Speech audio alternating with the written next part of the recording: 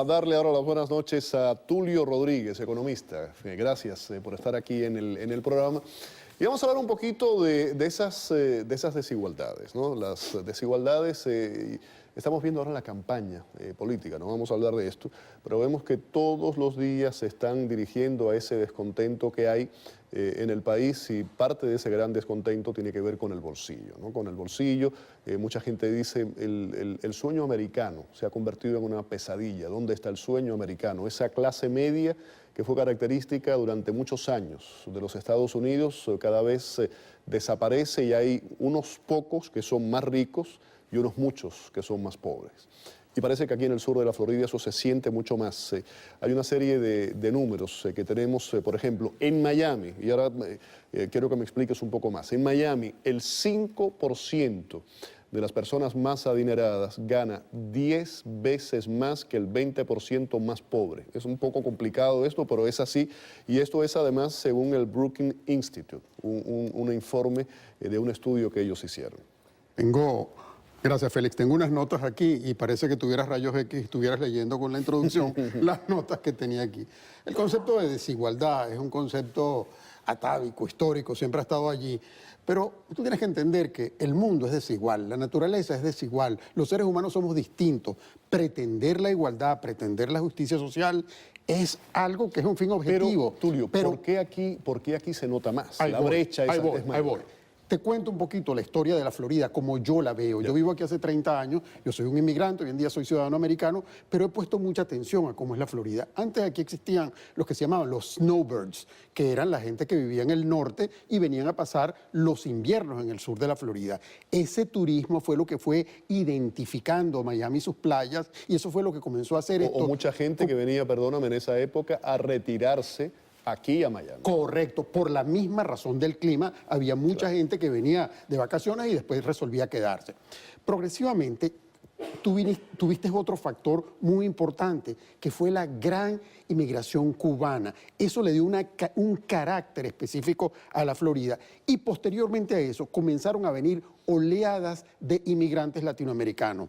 Esas inmigraciones latinoamericanas venían o no acompañadas de dos cosas. Primero venía el capital y después venía la gente, o venía la gente con el capital. La gente buscando refugio en busca de estabilidad que no tenían en Latinoamérica y en algunos casos en Europa.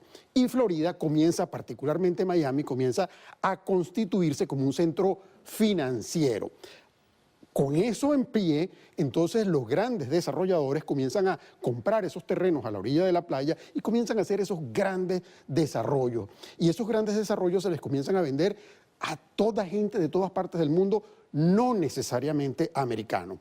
En esos momentos el país es rico en financiamiento. ¿Me estás hablando en qué momento? ¿Antes de la famosa burbuja? Te estoy hablando antes de la burbuja. Te estoy hablando de, digamos, 2000 al 2008. Que es la gran explosión. Entonces tú te das cuenta cómo la industria fundamental que emplea, el gran empleador, es la industria de la construcción. Junto con la industria de la construcción tienes empresas de servicios, pero tú no tienes una fuente de empleomanía. Turismo y construcción. Turismo y construcción. No tienes otra fuente de empleomanía. No te pasa como en Texas, por ejemplo, que en Texas tú tienes 50 empresas, 48 empresas de esas que llaman Fortune 500. Aquí no existe. Al no existir eso, tú no puedes dar una oferta real, longeva, al trabajo económico bien recompensado. Y todo eso se va volviendo una cosa puntual. Una vez que te he dicho eso, nosotros estamos en una situación que realmente tú tienes que tomar medidas muy drásticas. Para tú como político que te toca regir destinos del país, tú tendrías que decir, mira, vamos a darles incentivos verdaderamente importantes a las grandes empresas para que se establezcan en la Florida y generen fuentes de empleo. Eso no existe. Te pregunto algo. Estabas hablando y hacías un análisis correcto de ese turismo, de la gente que venía. ¿Ha cambiado el turista y la persona que viene a retirarse? Yo recuerdo lo que hoy día es South Beach, lo recordarás tú perfectamente, el área de Ocean Drive, toda esa zona, estaba llena de personas de edad avanzada que venían del norte, se les veía ahí con sus pamelas tomando sol frente a la playa, Y no era gente adinerada, era gente que había trabajado durante muchos años, tenía sus ahorros y decidía venir aquí a un lugar a pasar sus últimos años en el sur de la Florida, con sol, y traían sus ahorros. Esa gente desapareció. Los sacaron de ahí, no sé cómo, no sé dónde están, y cambia toda esa zona. Y South Beach específicamente tiene esa explosión, cambia demográficamente por completo, y los precios, de nuevo, Ocean Drive, año un poco después del Mariel, 80, 81, 82, un edificio que en aquella época costaba 125, 150 mil dólares, un edificio pequeño, hoy día vale 5, 6, 7 millones de dólares. Y ese aumento fue de un momento para otro. ¿A qué se debe todo eso? Eso básicamente no es más que especulación mezclado con demanda. Los grandes desarrolladores compraron esos terrenos muy baratos, muchas veces sin exponer grandes cantidades de dinero al principio, simplemente asociándose con los dueños. Se apalancaron de una manera espectacular con banca local y con banca extranjera. Acuérdate que el país, la zona, perdón, específicamente la Florida, también tiene otro sector, vamos a llamarlo una industria adicional, que es la industria financiera, por aquello de los refugios de capitales. Y tú tienes bancos de todos los países, particularmente latinoamericanos, que se fueron ubicando allí. Porque hay mucha fuga de capital de muchos de esos países que viene a parar aquí. Capitales que vienen a refugiarse de alguna manera, huyendo de cualquier cosa, buscando seguridad. El capital normalmente es inteligente y busca eso. Eso básicamente distorsiona completamente las reglas del juego. ¿Por qué?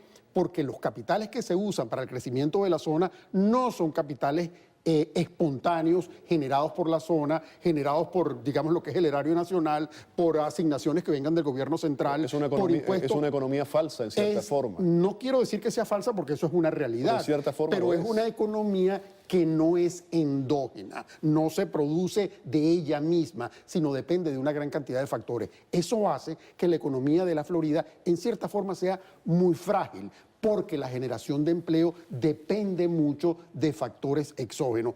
Y yo siento que durante estos años que yo le he visto, no hemos sido capaces de generar una estructura económica que pueda generar empleo, que pueda atraer a la gente a vivir en forma permanente y desarrollarse dentro de la Florida como su lugar. No, la Florida sigue siendo un lugar de paso, y mientras no sea un lugar permanente, no podrá tener verdadera riqueza para compararse con otros De hecho, estados. una prueba clarísima es los gobiernos locales, y hablo Miami-Dade y Miami, que son los más fuertes, literalmente se fueron en números rojos desde el momento que les dejó de entrar el concepto de impuestos por real estate, por conceptos de personas por las propiedades. Automáticamente se fue al piso. Definitivamente, yo invito aquí a las autoridades a tener una política agresiva hacia la atracción del capital, no agresiva hacia la no recepción del capital.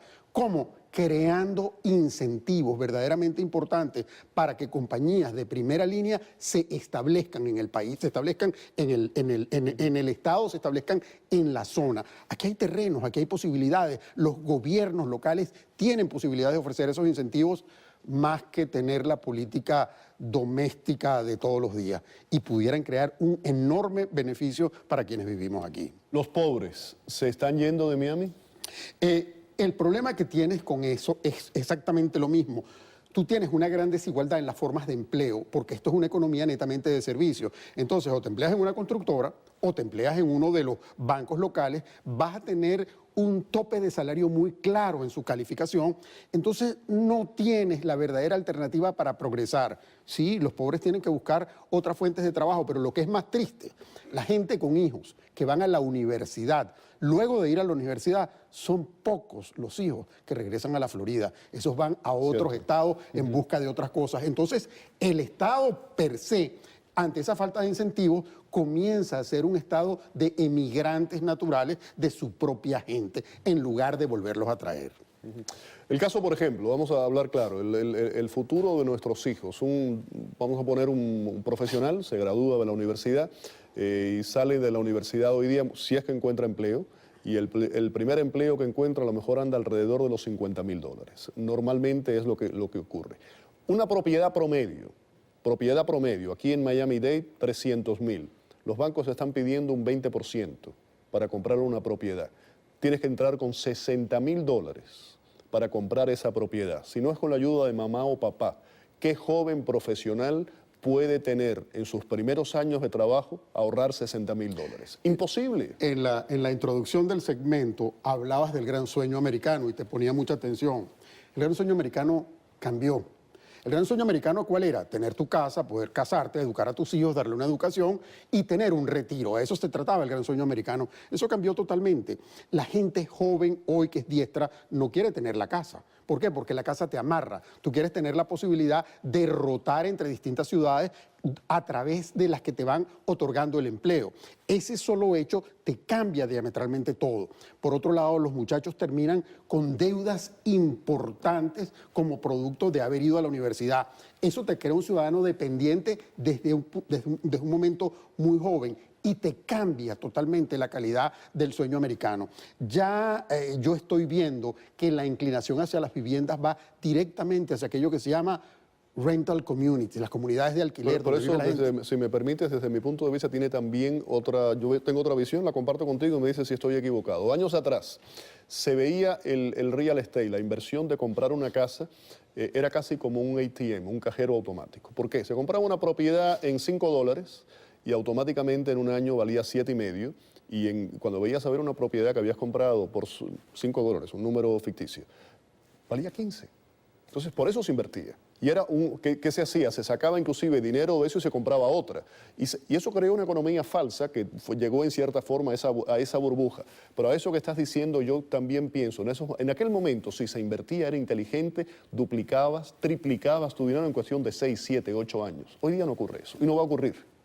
No, indiscutiblemente que no. El crecimiento en 2004, 2005 y 2006, estoy tratando de hacerme los números. Y cuidado si por ahí no vino otra burbuja no tan grande como la que hubo, pero viene otro en camino. De otra manera. Yo no la veo exactamente igual. Ya tú escuchabas hoy a Janet Yellen y en el interrogatorio que le hicieron, ya están comenzando a hablar. Estamos comenzando a aumentar los intereses y sin embargo está sobre el tapete el tema de tener intereses negativos.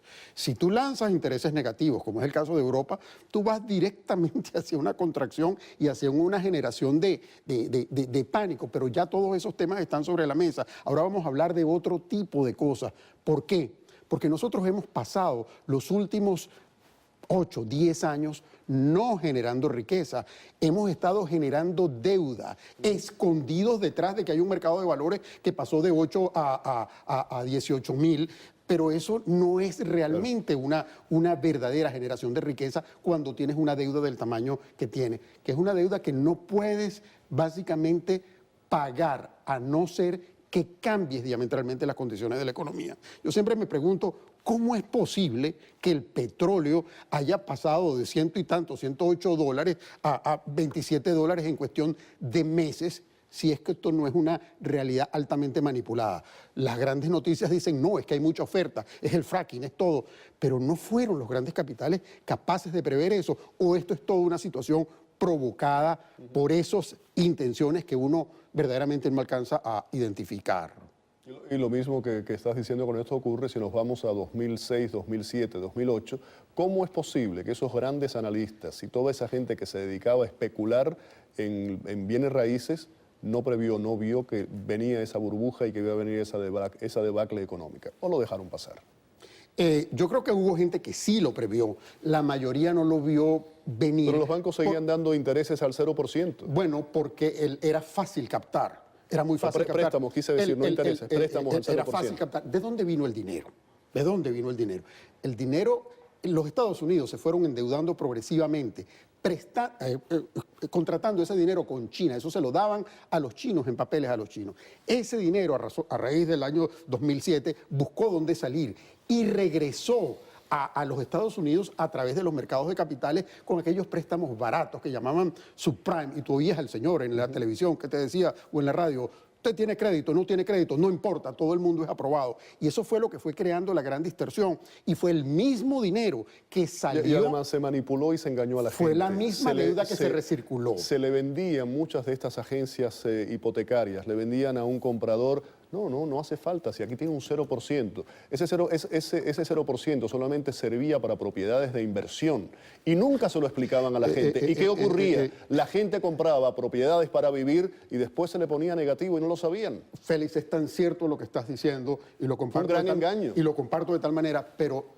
la situación hoy en día es más grave, porque hoy en día estás hablando a nivel federal de hacer lo mismo, intereses negativos. Nosotros hemos pasado, ¿qué? 10 años, 8 años de cero crecimiento de la masa monetaria desde el punto de vista de interés. Sin embargo, sí hemos impreso más dólares. Claro. ¿Por qué? Porque este es el único país en el mundo que puede imprimir $1 y no pasa absolutamente nada. Pero eso tiene un límite, eso tiene unas consecuencias. Tú estás viendo la situación europea de hoy, estás viendo la situación china. Todo eso tiene una consecuencia y puede tener consecuencias muy severas para los Estados Unidos, que ha sido el único país que se ha presentado un poco no vulnerable en los últimos años. Pero esto no es una guerra que está ganada, particularmente cuando tomamos el tema de hoy, que es el tema de la desigualdad. Yo insisto, el mundo es desigual, la gente es desigual. Pero si estamos desigualmente preparados... Pero algunos son menos desiguales que otros. Exactamente, y si estamos desigualmente preparados para enfrentar una crisis colectiva mundial como la que se nos puede presentar, si nuestras personas, nuestros individuos no están adecuadamente preparados, y mucho menos nuestras instituciones, pues las consecuencias pueden ser severas. Te agradezco, Tulio, tu participación aquí en el programa. Tulio Rodríguez, economista, hablándonos un poco de la realidad económica. Y lo curioso de todo esto, Tulio, es que vemos a todos estos precandidatos de los dos bandos, tanto republicanos como demócratas, y ninguno dice la verdad. Todos están manipulando la situación porque quieren conseguir con un fin político. Decía, y yo lo he dicho muchas veces en las cámaras, Napoleón Bonaparte, que el mundo lo rigen los intereses y el miedo. Tú ves de lado y lado, y tú ves los escenarios potenciales que pueden estar en el lado republicano como los potenciales ganadores, y ves en el lado demócrata los potenciales ganadores que pueden estar de esa decisión y entre quién puedes tomar las decisiones, y uno no tiene un escenario verdaderamente cómodo. Tú tienes cualquier escenario que uno trata de predecir es incómodo, y uno dice, ¿y por quién voy a votar? ¿Quién me representa? ¿Quién tiene una lógica que sea meridiana en función de lo que son los intereses de la nación y no esos intereses políticos o esos intereses de quienes ponen a esas personas que están allí, que son a quienes ellos responden? Por eso siempre yo insisto, no se crean todo lo que ven en televisión, lo que dicen los políticos, los candidatos, escuchen, lean, miren estadísticas, y es la única forma de poder sacar conclusiones. Cada uno que saque la suya, pero de una forma informada. Gracias de nuevo. Muchas gracias. Vamos a la pausa, al regreso.